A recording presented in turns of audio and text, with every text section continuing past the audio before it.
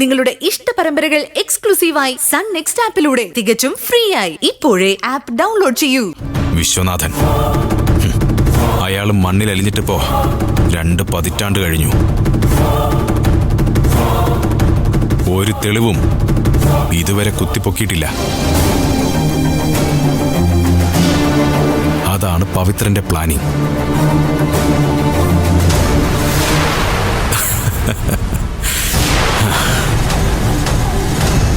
ഇടയ്ക്കെപ്പോഴോ അവരോട് എനിക്ക് സെന്റിമെന്റ്സ് ഉണ്ടായതാ അബദ്ധമായി പോയത്. അല്ലെങ്കിൽ കണവനെയും കെട്ടിപ്പിടിച്ച് മണ്ണിനടിയിൽ അവളും അലിഞ്ഞു തീർന്നേനെ. അതൊക്കെ പവിത്രം വിട്ടുകഴിഞ്ഞു. ഇപ്പൊ എനിക്ക് ഒരു സെന്റിമെന്റ്സും ഇല്ല, ഒരു പൊസസീവ്നെസ്സും ഇല്ല.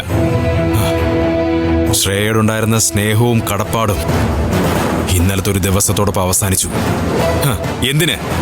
ദേ ഈ നിൽക്കുന്ന ഗിരിജ പോലും പവിത്രനൊരു എസൻഷ്യൽ ഫാക്ടറേ അല്ല.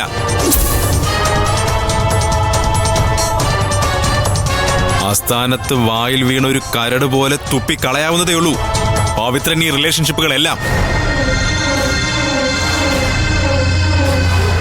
സുമംഗല ഇനി ഈ ഭൂമിയിൽ വേണ്ട എന്ന് തീരുമാനിക്കുന്നത് അന്തകാന്തകനായ സാക്ഷാൽ പരമശിവൻ പോലുമല്ല, ഈ പവിത്രനാ. ഞാൻ ആ തീരുമാനം എടുത്തു കഴിഞ്ഞു. സുമംഗലയുടെ ആയുസിന്റെ അവസാന മിടുപ്പുകളാ. അതെനിക്ക് വേണമെങ്കിൽ കൗണ്ട് ഡൗൺ പോലെ ഇപ്പൊ എണ്ണി തുടങ്ങാം.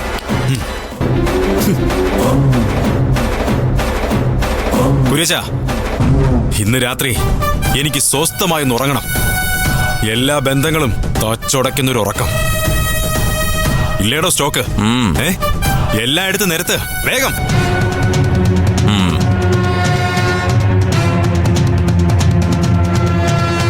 കുര്യച്ചൻ മാത്രമല്ല, നീ ഒന്ന് ആടി നിൽക്കുവാണെന്ന് എനിക്കറിയാം.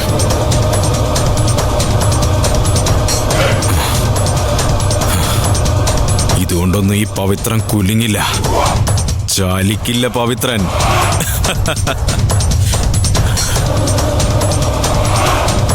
സുമംഗല മാത്രമല്ല, ദർശനയും രൂപേഷും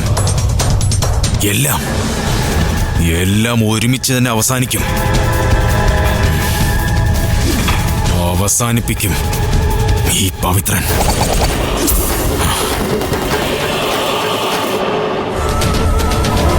ഇവിടെ നിന്നാ നിഖിലുമായുള്ള കല്യാണം അപ്പച്ചി നടത്തും.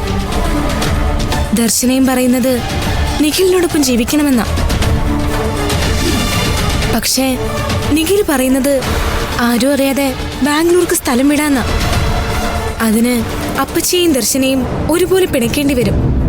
ഒരു തീരുമാനം എടുക്കാൻ പറ്റാതെ ആത്മഹത്യയുടെ വക്കിലെത്തിയപ്പോ അതിൽ നിന്ന് പിന്തിരിപ്പിച്ചത് ദർശനയാ. ദർശന പറയുന്നത് കേട്ട് നിഖിലിന് വിവാഹം കഴിച്ചാലും നിഖില് പറയുന്നതനുസരിച്ച് ഒളിച്ചോടിയാലും അച്ഛനെയും അമ്മയും തള്ളിക്കളയണം. അവരുമായൊരു കോംപ്രമൈസ് പിന്നെ ഒരിക്കലും നടക്കില്ല. പക്ഷേ നിഖില് പറയുന്നത് പോലെ ഒപ്പം ചെന്നാൽ നിഖിലിനെ ഉപയോഗിച്ച് ബാംഗ്ലൂരിൽ എത്താനും കഴിയും. പൊന്നമത്ത് കമ്പനിയുടെ ഓണർഷിപ്പ് എന്റെ പേരിലായതുകൊണ്ട് പിന്നീട് അച്ഛനുമായൊരു കോംപ്രമൈസിന് സ്കോപ്പും ഉണ്ട്.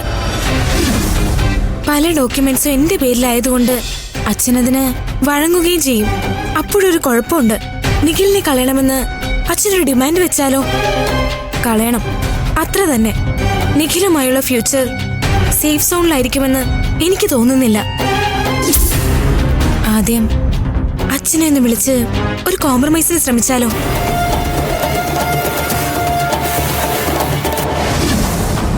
മറ്റു വഴികളൊന്നുമില്ല. ആ പുറത്ത് ഒറ്റയ്ക്കിരിക്കുന്ന പെണ്ണിനെ അവിടെ നിന്ന് മാറ്റണം. നമ്മുടെ കയ്യിൽ ക്ലോറോഫോം ഇല്ലേ? അതൊരു തുണിയിൽ വെച്ച് മൂക്കിൽ പിടിപ്പിച്ച അവളുടെ ബോധം പോവും. സുഖമായിട്ട് ആശാനകത്ത് കയറാം. ഫ്രണ്ട് ഡോറ് തുറന്നു കിടക്കല്ലേ?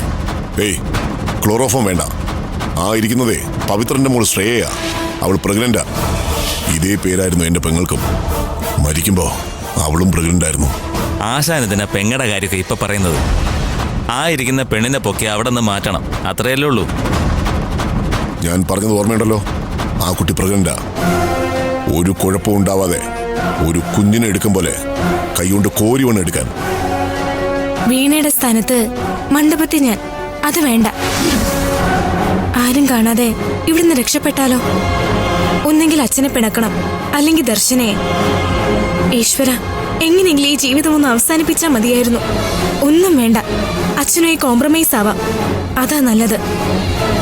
ഒരു വാതിൽ തുറന്നാൽ മറ്റു 2 വാതിലുകൾ അടയും. ഏതടയ്ക്കണം, ഏത് തുറക്കണം?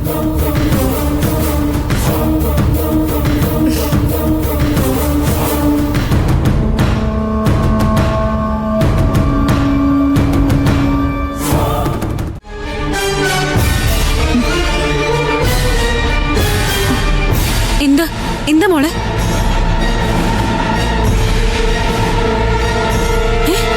സത്യമാണോ നീ പറയുന്നേ?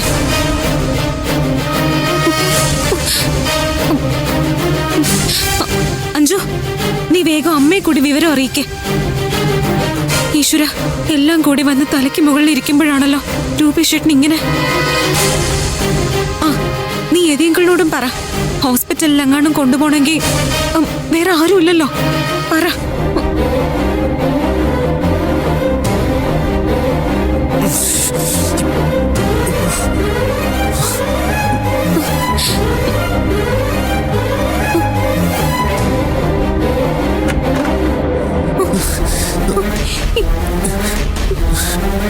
രൂപേഷേട്ടാ, രൂപേഷേട്ടാ, രൂപേഷേട്ടാ, എന്താ പറ്റിയേ? രൂപേഷേട്ടാ, രൂപേഷേട്ടാ. നെഞ്ചുവേദന അല്ല, തല ചുറ്റല, എന്തോ ഒരു ശ്വാസം മുട്ടല്. അയ്യോ, വേഗം നമുക്ക് ഹോസ്പിറ്റലിലേക്ക് പോവാം. വാ. നീ അമ്മയോട് പറഞ്ഞോ? ഒന്ന് വേഗം പോയി വിളിച്ചോണ്ട് വാ. ഓ രൂപേഷേട്ടാ, രൂപേഷേട്ടാ, നെഞ്ചുവേദന എന്ന് പറയുമ്പോ നെഞ്ചിന് പുറത്തല്ല, അകത്താ വേദന. അകത്തെന്ന് പറയുമ്പോ നീ പോയില്ലേ? പോയി അമ്മയെ വിളിച്ചോണ്ട് വാ വേഗം.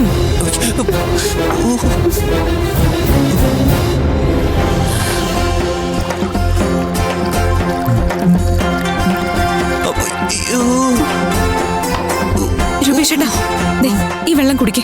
എഴുന്നേക്ക്, കുടിക്ക്, കുടിക്ക്.